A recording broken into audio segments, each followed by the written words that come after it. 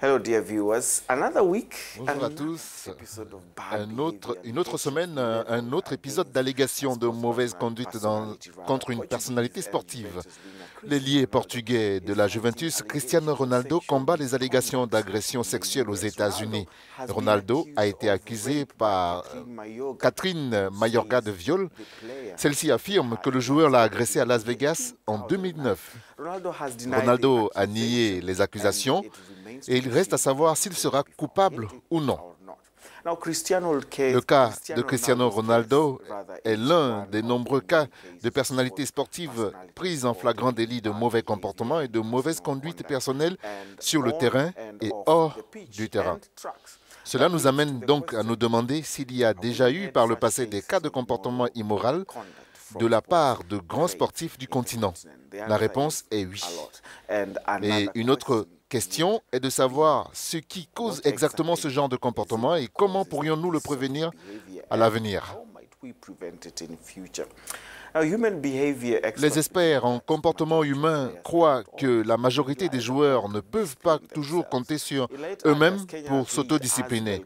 Fin août, l'athlète kenyan Asbel Kripop, spécialisé dans la course de 1500 mètres, a été exposé sur les médias sociaux avec des photos et des enregistrements vidéo de lui ayant des relations intimes avec la femme de son ami.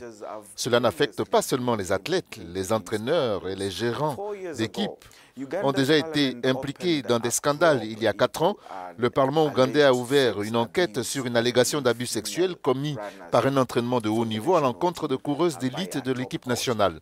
Il a été reporté que des coureuses ont été victimes de harcèlement et d'abus sexuels alors qu'elles participaient au camp d'entraînement en vue des derniers championnats d'Afrique de cross-country en 2014.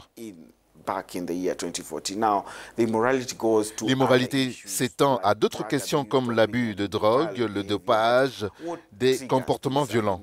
Mais qu'est-ce qui déclenche ce comportement indigne? C'est difficile à savoir et les raisons varient aussi d'une personne à une autre. Voici ce qu'en dit Ken Jones, rédacteur sportif chevronné, à travers un article publié dans Independent Newspaper. L'attitude des professionnels est généralement déterminée par le fait qu'il s'agit d'hommes jouant à un jeu de garçons. C'est un monde de farce et attrape impitoyable et de farce juvénile. Les principaux sujets de conversation dans les loges sont l'argent et le sexe. Les joueurs qui lisent des livres sont regardés avec une profonde suspicion. Ken Jones cite aussi les salaires énormes et complexes de supériorité comme une autre raison qui déclenche la mauvaise conduite des sportifs. Il fait également valoir que le nombre de ces joueurs d'élite se retrouve sous les feux de la rampe alors qu'ils sont encore adolescents et qu'on leur donne de l'argent à un âge plus sûr.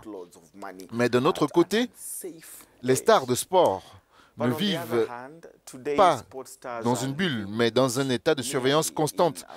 Ils sont filmés avec des téléphones portables, ils sont à la une des journaux, des mésaventures, dans des millions de boîtes de réception et des délais avant même que les journaux puissent paraître.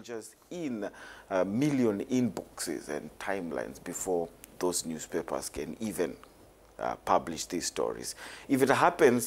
cela se produit, nous en entendrons parler dans quelques heures. On reproche souvent aux vedettes de sport d'être rebelles, d'être des enfants terribles et d'être de mauvais exemples. On attend à ce qu'ils fassent preuve d'une moralité irréprochable, juste ou pas juste.